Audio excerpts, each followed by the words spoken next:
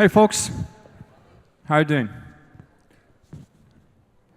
Who's still fresh enough to listen to some discussions? I don't see anyone, so sorry guys. Let's go back. All right, so we heard a super interesting story with a little bit of sugary ending that AI will do the good for the world. But we're gonna try to have some discussion around that. So, hi, my name is Chris. I work with Lattelecom with new business, and I'm going to be moderating the panel on AI. And here we have Eamonn. He's investing in AI at the moment. And we have Moojan. She's the founder of Women in AI Community. So I'm going to let you guys to introduce yourselves in a second. But before we go there, question to the audience. How many of you have read at least 5 articles about AI in the last year or so? Okay, a few. Can I see hands? Who of you understand the difference between unsupervised machine learning, supervised machine learning, and neural networks? Yeah, it's a dozen hands or so. Okay, so I'm just testing the grounds on what's the sort of level of understanding here. Good. Back to you guys. 1 minute to introduce yourselves, and what's your favorite blog, book, or movie about AI? So my name is Eamonn Carey. I'm an investor in early stage companies across the US, Europe, and Asia. I think as you saw on the screen there, I was a managing director at Techstars in London and New York for a couple of years. And I'm now a venture partner at an AI, machine learning, and computer vision focused accelerator based out of Hong Kong. So have invested in everything from AI that can recommend dishes for you to eat, to beer that's been brewed by AI, to computer vision tools to help identify disease in crops and a whole bunch of different areas.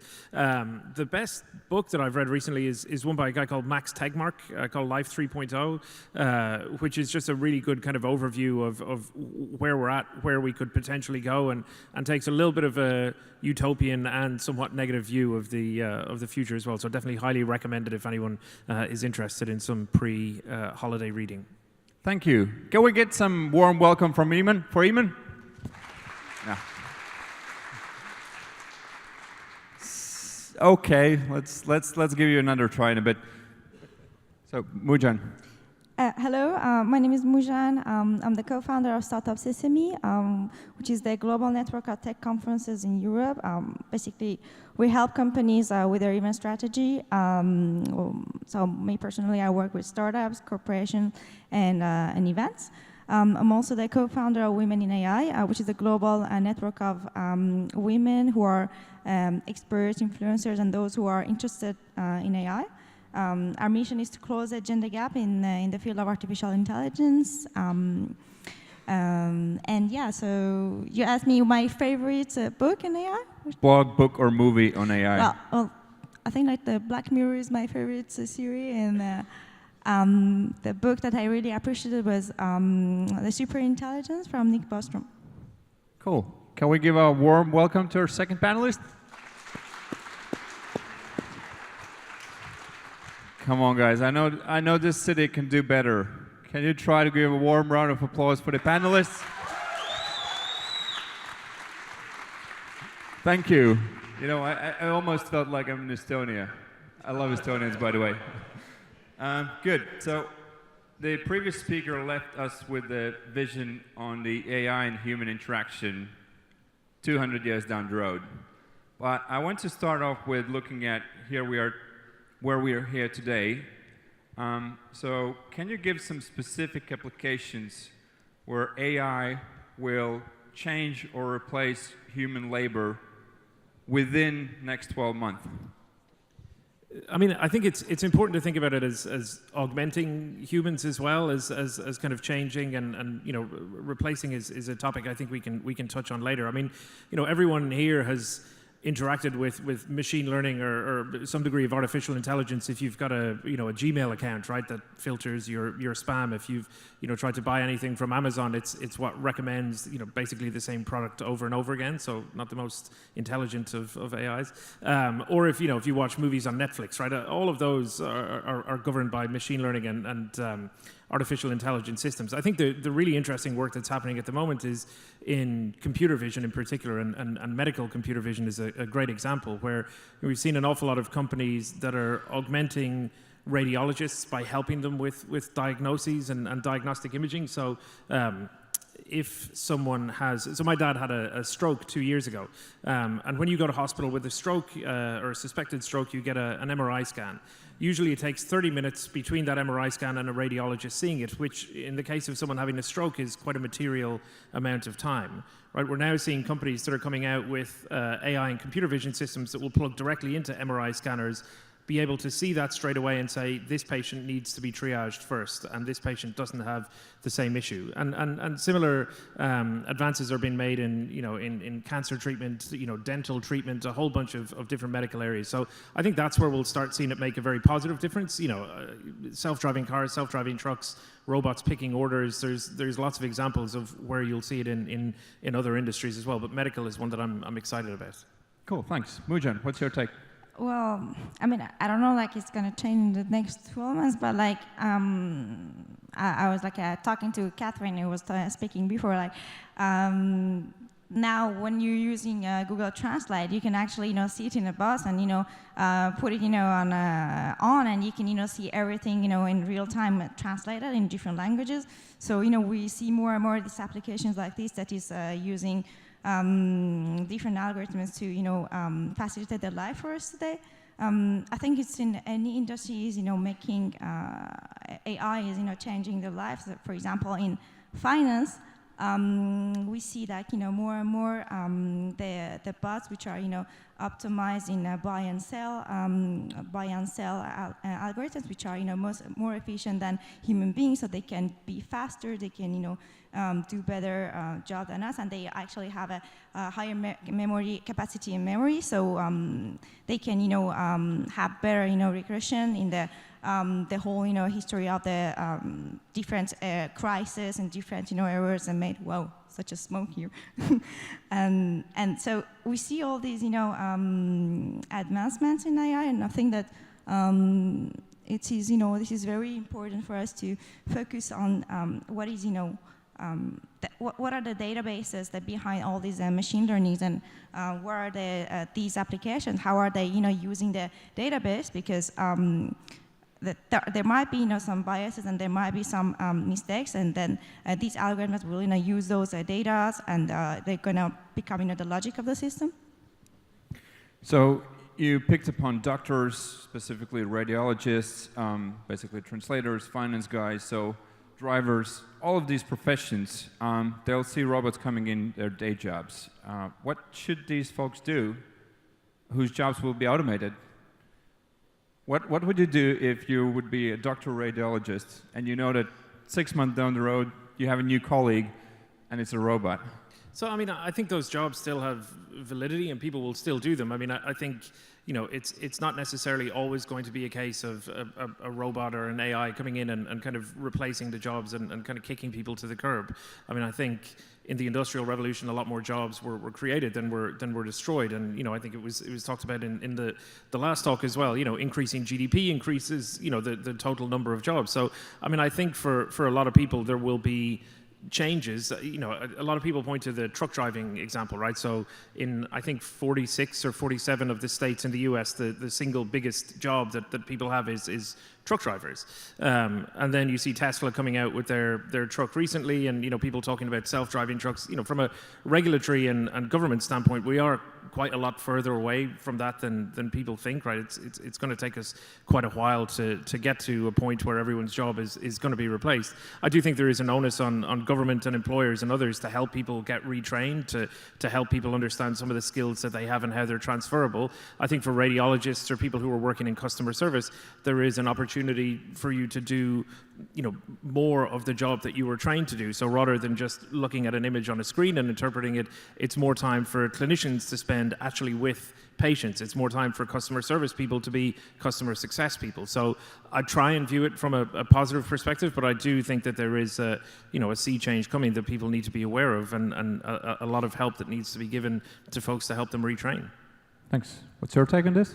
Well, I have a short period experience in working in a big corporation. Thankfully, it finished fast.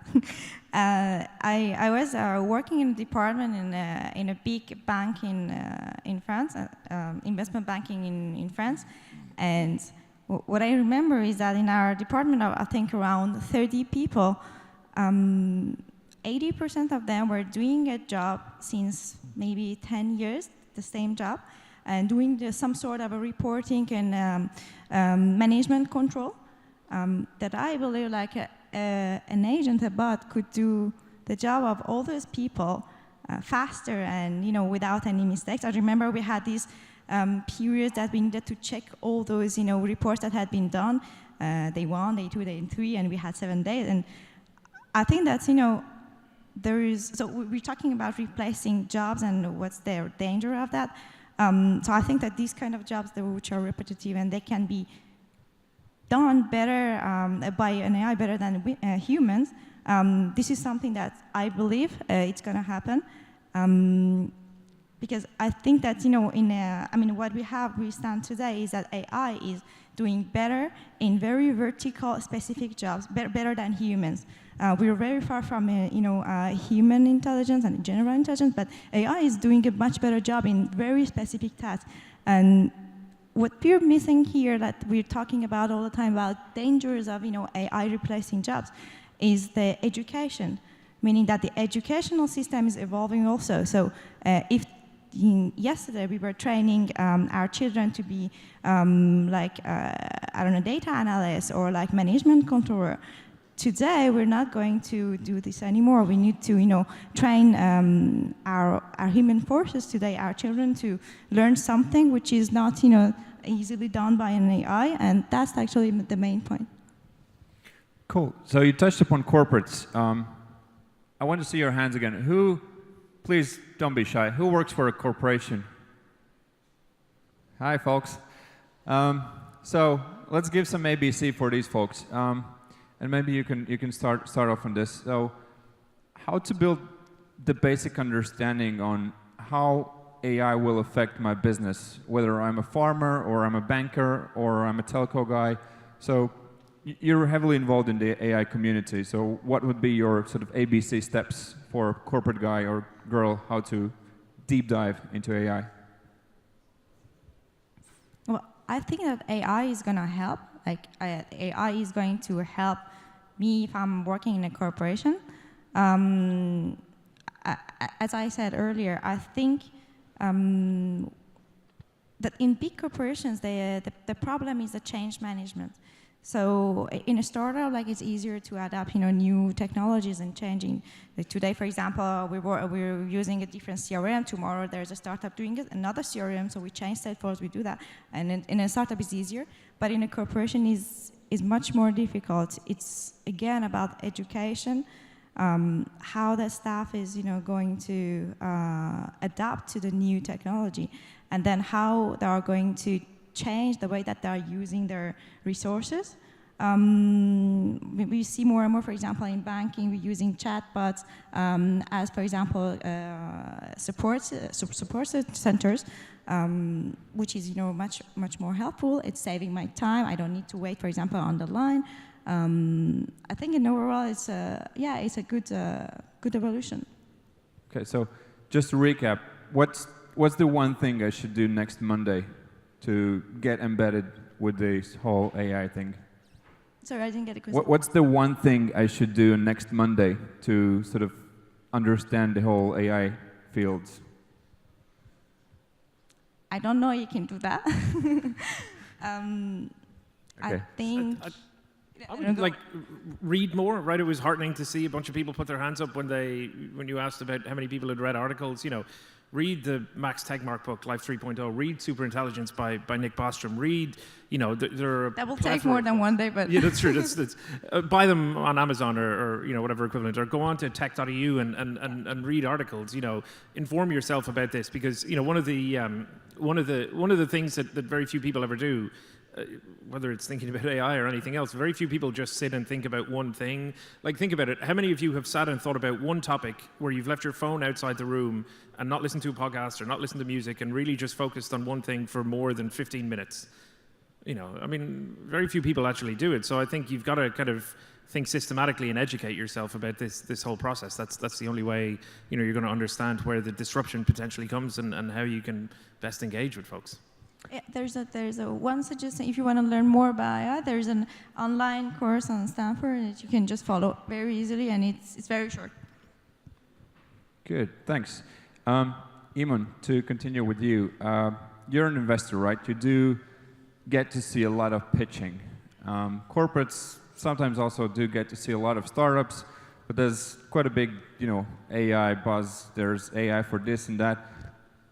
What would be your tips how to distinguish like true AI applications and innovations from the whole buzz and BS that, just plugging in the buzzwords? Yeah, the difficulty for a lot of people is, right, most people who come up and go, I'm building an AI to help improve dog walking or whatever else, right? They're full of shit, right? They're building, it's more artifice and less intelligence.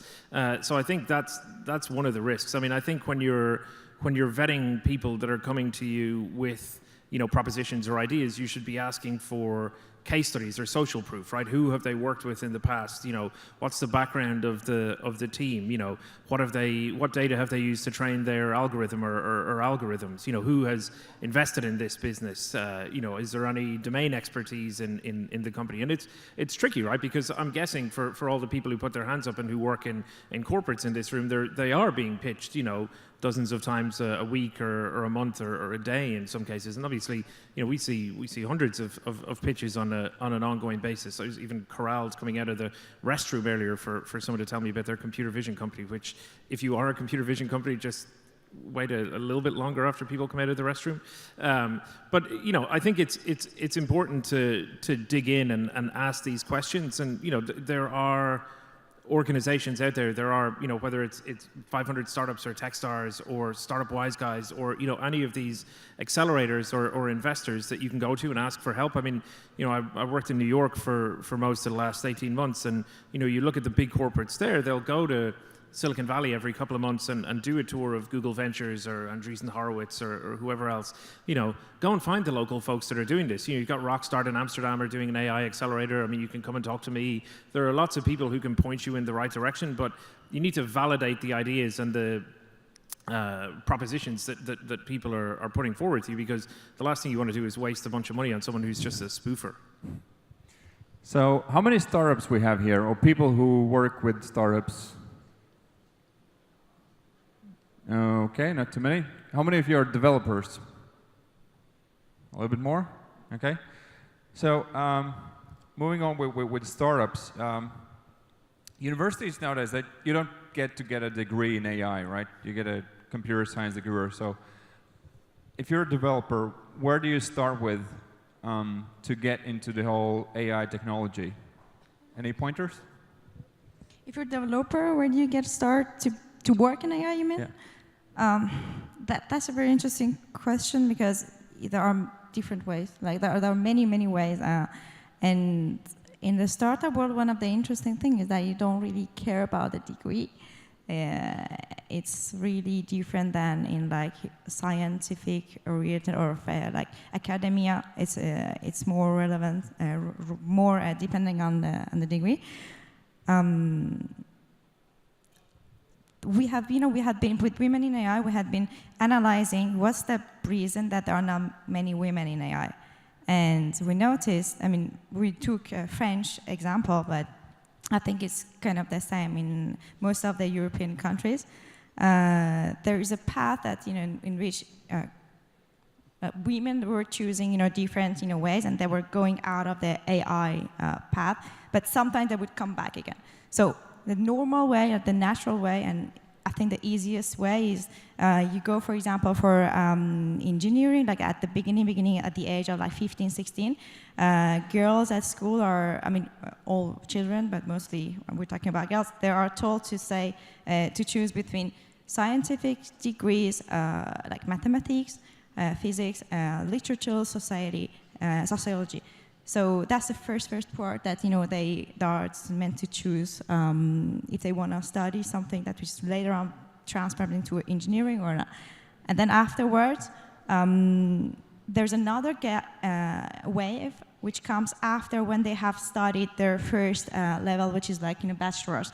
So those who have studied, for example, laws or medicines, in reality, we think that, in theory, we think they are out of, for example, the way of being in AI, but actually it's not the case because we have, different applications of AI, and some of the, for example, people come back again to work on AI, but in a specific domain. So that's still actually hope to have more women in AI, that we need to focus on it.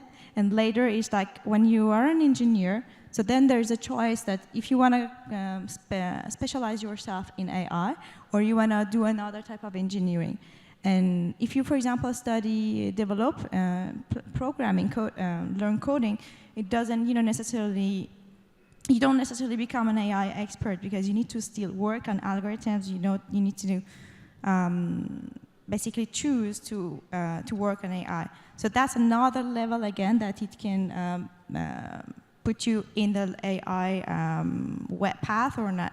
But then later on, it's about the scientific research. So do you, for example, want to work on AI when you are graduated from the school?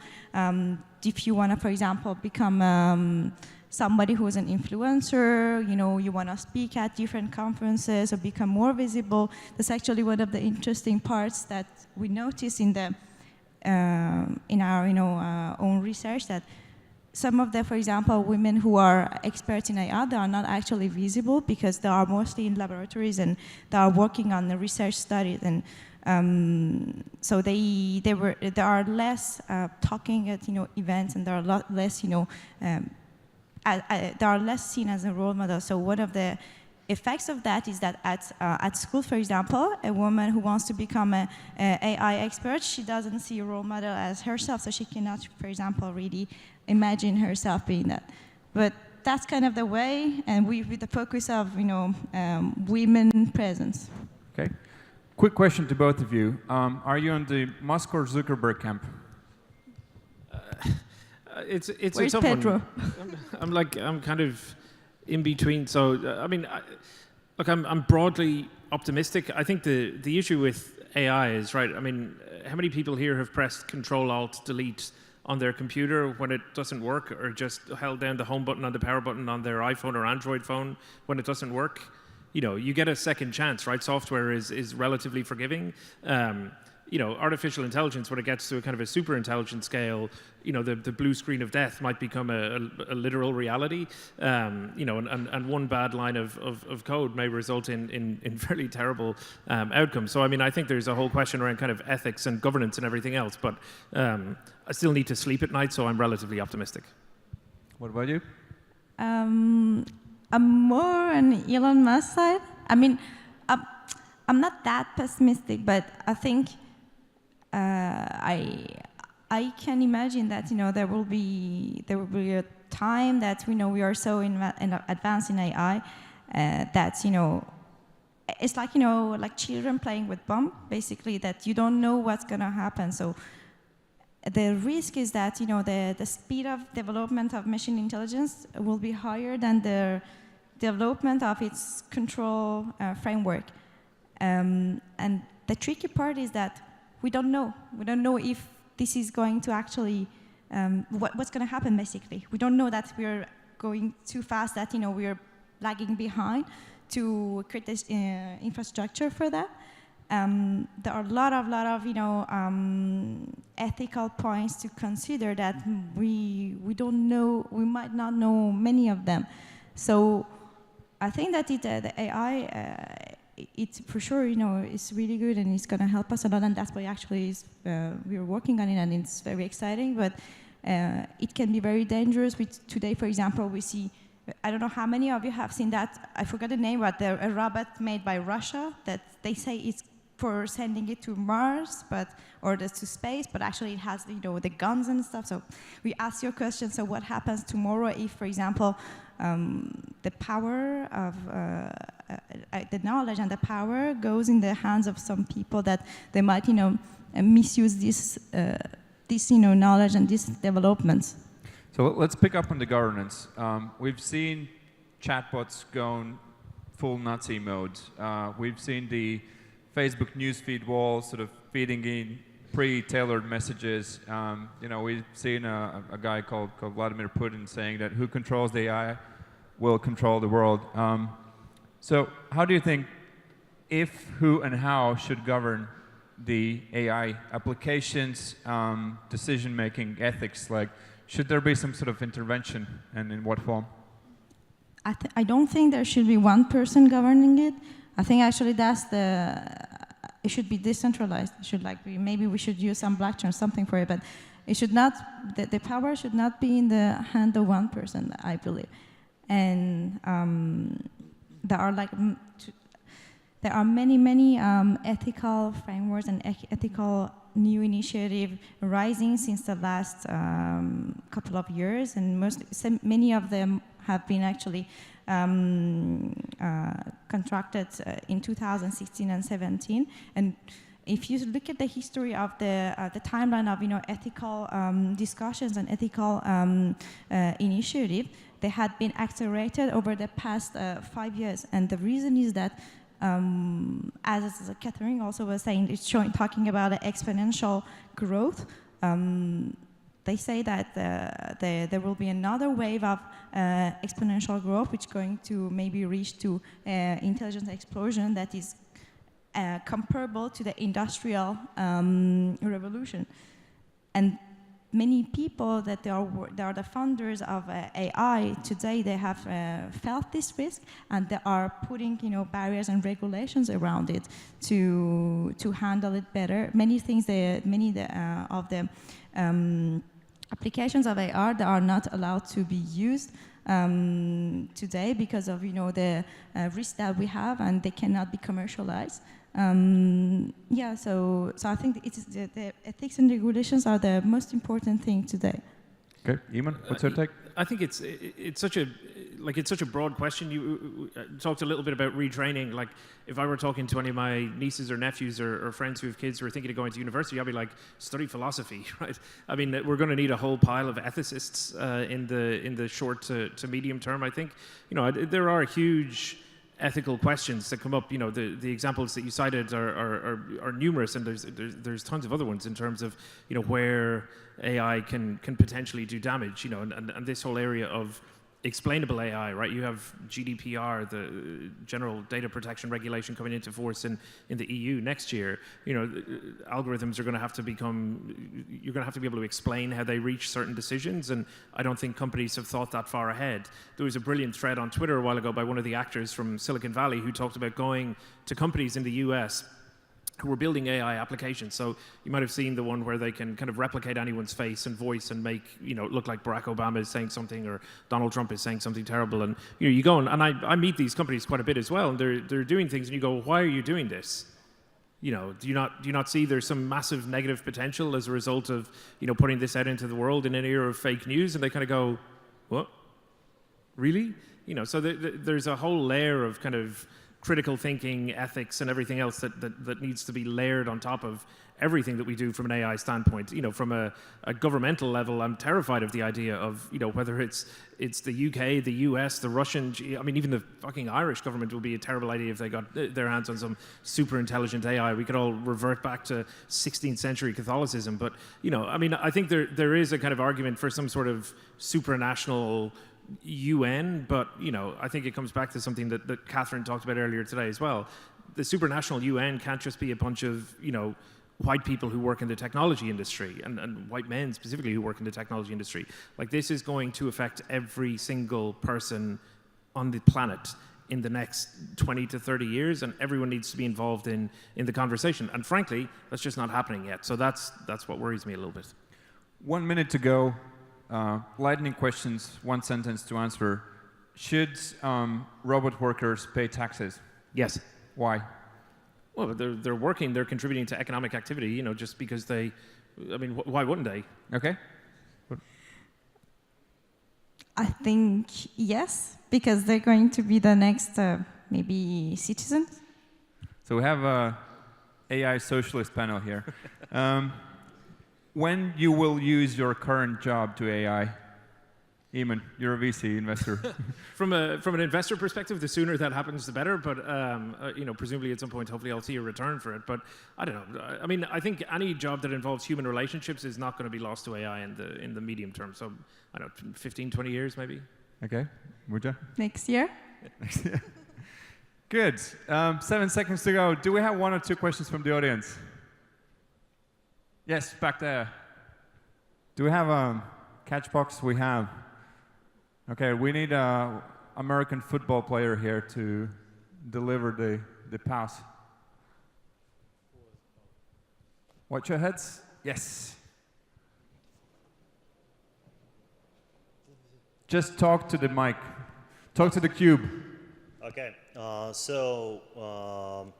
my question would be with the theme that was that our children can learn to adapt to the AI and the new jobs that will be needed for humans to do. But at the same time, my child will learn that what about our generation and our parents that cannot learn anymore, and once the AI takes over, let's say, trucking jobs in the US, what will happen to us, to our parents? It will be, basically, it might be another Great Depression when there's no jobs, no money, nothing.